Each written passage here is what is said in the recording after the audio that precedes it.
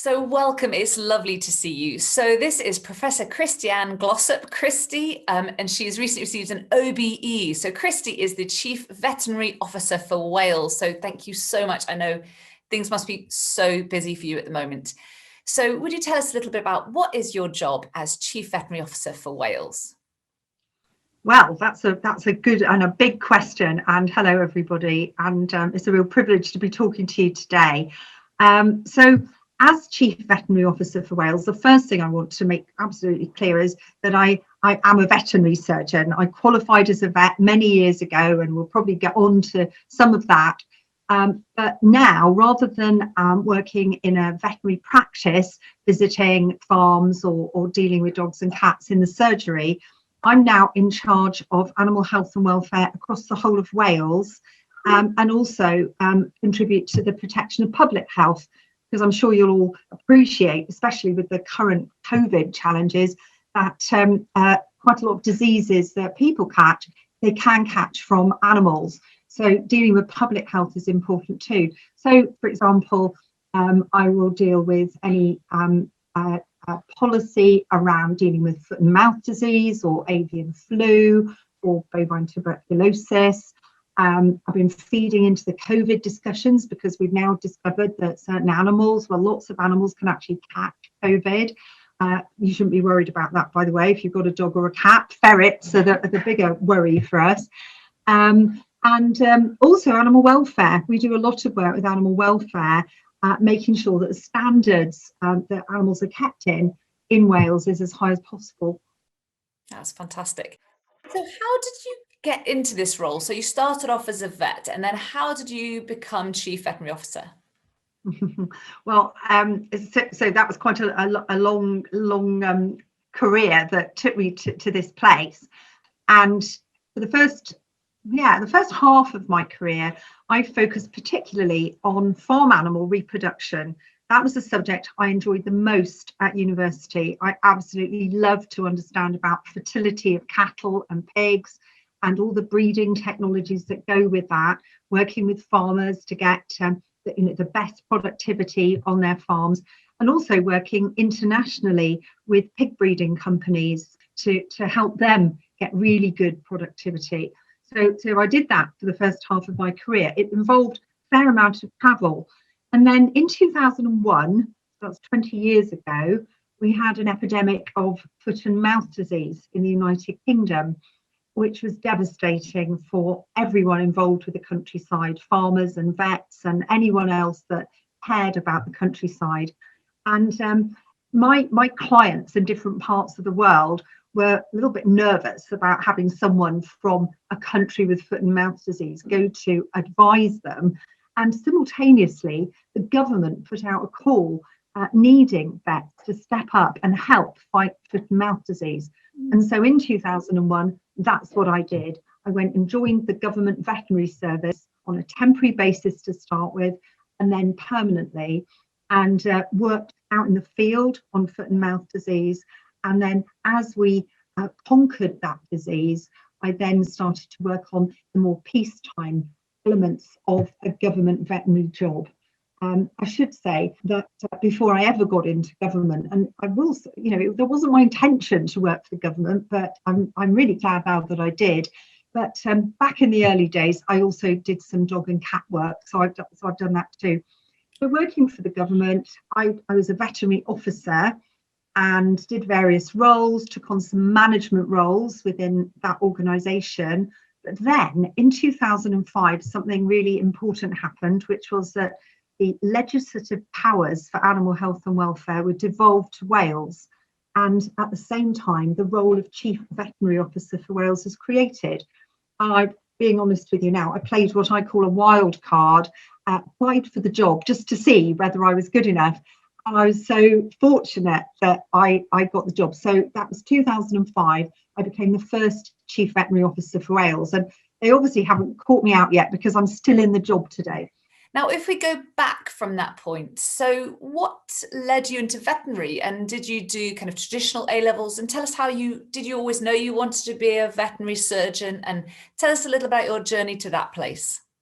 Yeah, and so I decided I wanted to be a vet when I was 13 years old. I didn't come from a farming background. The most we ever had in the house was maybe a dog or a cat. We lived by the seaside in Devon, and my parents ran a guest house. So from that kind of background, at the time there were some really, really wonderful programs about zoos on television, and I think that some of that is somebody called Johnny Morris, who you won't have heard of because you'll all be way too young. I'm much too old to not remember that. And Johnny Morris presented these wonderful programs, and I loved them. And I started, this little seed sort of appeared and was planted in my head. And I thought, I wonder if I could be a vet. Now, I knew nothing about it. I didn't know any vets. I didn't know anyone that had large numbers of animals. But at the top of our road in Paynton, Devon, was a veterinary surgery, a small animal veterinary surgery. And my mother was eventually she said, look, I've got to stop you one way or the other. You've either got to follow this through or stop talking about wanting to be a vet. So she took me up the road and we knocked on the door of the veterinary practice at the end of surgery one day. And the man that answered the door was the vet, and his name was Jim Goodwin. And Mummy asked whether I could go and sweep his floor one day, just to have a feel for a veterinary practice and just, be close to a vet. Well, I was very blessed that Jim not only let me sweep the floor, but he took me under his wing. He took an interest in this 13-year-old who had not much clue, to be honest. And I used to spend every Saturday morning from the age of 13 till I left school with Jim Goodwin in his car. We did farm visits, we visited houses with dogs and cats. I spent all of every holiday with him, and he not only helped me understand what the role of a vet was, but he also kind of taught me I was very quiet, I was really shy. And he said to me many years later, you were so quiet. My wife and I used to plan questions I could ask you in the car because you wouldn't speak up. And so not only was he teaching me about being a vet, but he was helping me grow up and develop social skills that I clearly didn't have. And so that man who became my friend and my mentor all those years ago is still my friend and mentor today. And when I applied for this current job, he was one of my references, and I will forever be grateful to him. I know I can never repay him, but what I know I can do is pass it forward, pay it forward, and do something for other people. That's all any of us can do. So he was there. He was there when I took my A-levels, and when I went to get my A-level results. I did physics, chemistry, and biology. Didn't get on with physics very well, but I had to do it. That was on the list at the time.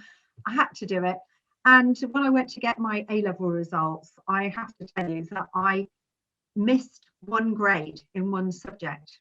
And so on that day, when all my friends were celebrating their A-level results, I had missed a grade, and I did not automatically get my place at university. So that was really traumatic, but it did teach me some really good lessons. And it was my wonderful headmistress that pestered the life out of the Royal Veterinary College. He rang them every day asking, have you got a place? Have you found a place for her? And about 2 weeks later, they found me a place. I think they might have just been fed up with talking to my headmistress. I don't know. I know it doesn't work like that now. Yes, and I it know does. there's clearing and all sorts of other things. It still works like that. But it was wonderful. Does it really? Well, I was so glad. It did mean that when I went to university, I hadn't got a lot of time to prepare because I was a few weeks behind my friends. And so there was a frantic panic to find me accommodation in London and to buy all the things you need for university. But I went to the Royal Veterinary College, which is where my friend and mentor Jim went. And although I would have accepted a place at any college that would have taken me, I was so fortunate to go to the Royal Veterinary College in London, and I've still got connections with it today. That is amazing. And it's so fantastic to hear that you went from that kind of seed and how your journey developed, because so many of my students don't know where they're going, and also that you might live in a kind of rural area, for example, you might live in Hereford, and kind of thinking about what options you might have, and that kind of following a seed. The other thing I think is really nice for my students to hear is a lot of them aren't confident, and really aren't confident speaking publicly, and seeing you speaking so fluently now is so encouraging for young people to kind of go, actually, I probably don't have great social skills in that kind of work environment, and that's really fantastic. I think it's a really wonderful thing to be able to have conversations with people that are doing the job you would love to do, and you know, if they're a good patient person who's willing to spend time with you, then you can ask the stupid questions, because actually there's no such thing as a stupid question. It's just, you know, the way people react to it. And I think we can all do more to listen and to engage with people more effectively. Yeah, and that's really helpful. Now, a couple of questions. If you were talking to A-level students now, what kind of hints and tips would you give them? Let's imagine they don't know anyone in their family that's been to university, or they really don't know where to go next. What kind of hints and tips, either for students who are just generally not sure, and then perhaps for those students who are thinking about veterinary medicine? Well, something my old headmistress taught me was that if you've set your heart on something for a long time, it is really important to revisit that decision as you go forward. You know, when I was 13, if I hadn't looked to left or right, I just focused on being a vet. And of course, you've got to focus if you have high ambitions, but you might get to the point where you've put all your energy and determination into being that vet. And then you come out the other end with your 3 A-levels or 4 A-levels, and you might not want that anymore. So I think that's the first thing, that you've really got to think hard about this. It's a massive decision. It really is a big decision what you're going to do. And so I guess, first of all, it comes down to the selection of subjects, Victoria, when, you know, maybe keep your options a little bit open. So just do that, because it might be that really close to the time when you start completing those application forms, that you're not sure. That happened to my son. He was absolutely focused on studying sports science, and the day, I think it was the day before he was due to make his applications, he said, "Mummy, this isn't what I want anymore," and we had to start again. And yet it was very important that he chose the right subject. He eventually studied music, which is what he really wanted. So I think the first thing is really to keep your options open. But then let's face it, looking carefully at the prospectuses from universities and the A-level requirements, the subject range, I feel there's a lot more scope now. You can go and study veterinary medicine, and you don't have to have just done physics, chemistry, and biology. And so if you're going to spend a lot of time and effort studying a subject, and these subjects are difficult, if you can try and choose subjects you love, at least some subjects that you love. So for me, I love biology. That was my passion. And so that kept me going through the subjects that I found a little bit more difficult. I think that's really important. Yes. And then really have a think about your options. You know, if veterinary work is something that might appeal to you, think about other subjects you could study with similar qualifications, so that you continue to stay alive to opportunities. There's nothing wrong with changing your mind. And sometimes I talk to a school student who really wants to be a vet. They might come and maybe spend a little bit of time with my team, or they might go and spend time with a vet somewhere out there in practice. And then they realize this isn't for them. And that is absolutely fine. There's nothing wrong with that at all. It's never too late to change your mind. You might be halfway through a veterinary course, and then it's probably better to see it through and then figure out what you're going to do next. But actually, if you change your mind on the way, there'll be people to help you.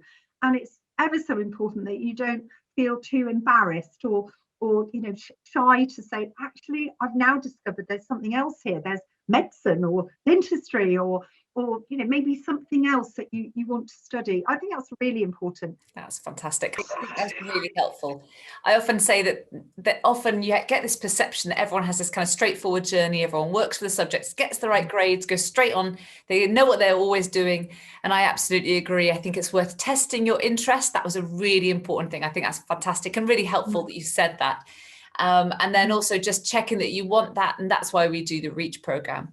But also the other thing is that if that is your drive, I think one of the things we often recommend to students is that kind of going, asking your local vet, see if you can get some work or work experience. Love the idea of sweeping floors. I love that. I'm going to suggest that to everyone.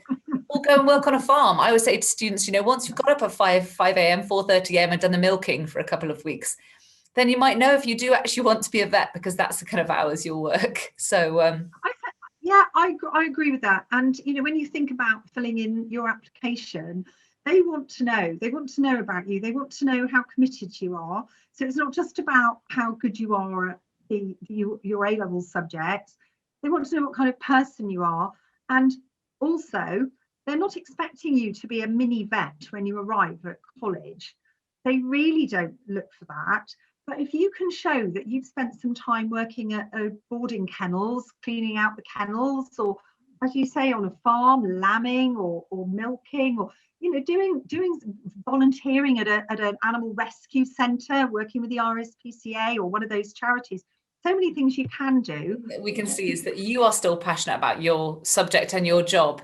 Now, if we were to finish, what is this is so difficult because I'm sure there are lots of things, but what do you really enjoy? Something perhaps recently, or something that really inspires you and you really enjoy about your job now, that you think is just something that's so fantastic that you do, that you still get to do this job?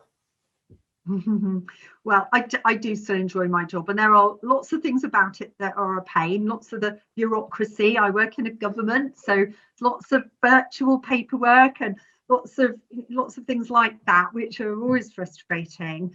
But the things that make the massive difference to me, the things I really enjoy, first of all, at the highest level, if we make a new policy that makes a difference to the population of animals in Wales, that really gets me out of bed in the morning. So the TB eradication programme that we have, when I look at the figures and I see the level of TB going down at national level, that gives me huge satisfaction.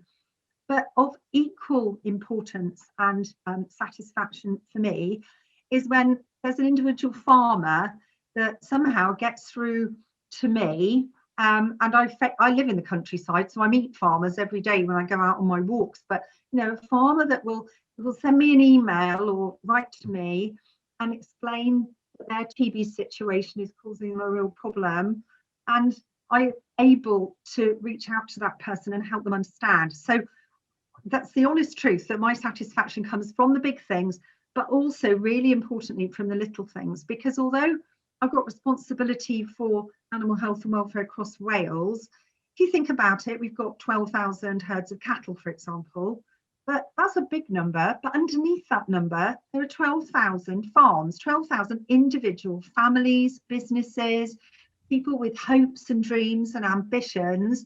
And I think it's ever so important to remember that when you're trying to focus on the big things. I will say one of the absolute best things about my job, though, is the Royal Welsh Show. I'll be honest with you. And the fact that it was cancelled last year, it's cancelled this year, is heartbreaking. Because for that week, I am in my element, surrounded by fabulous animals, wonderful people, from the hymn singing on the Sunday night all the way through to the Parade of Champions on the Wednesday afternoon. I'm just absolutely so happy. And I drive away from the show dirty and tired and emotional, but I feel as if it's almost the reward for another year of being the Chief Veterinary Officer for Wales. It has been so lovely to chat to you, so thank you so much. And we've also really appreciated that you've helped some of our applicants. Thank you for your time, and it's lovely to see you, and see you soon. Thank you so much. It's lovely to talk to you.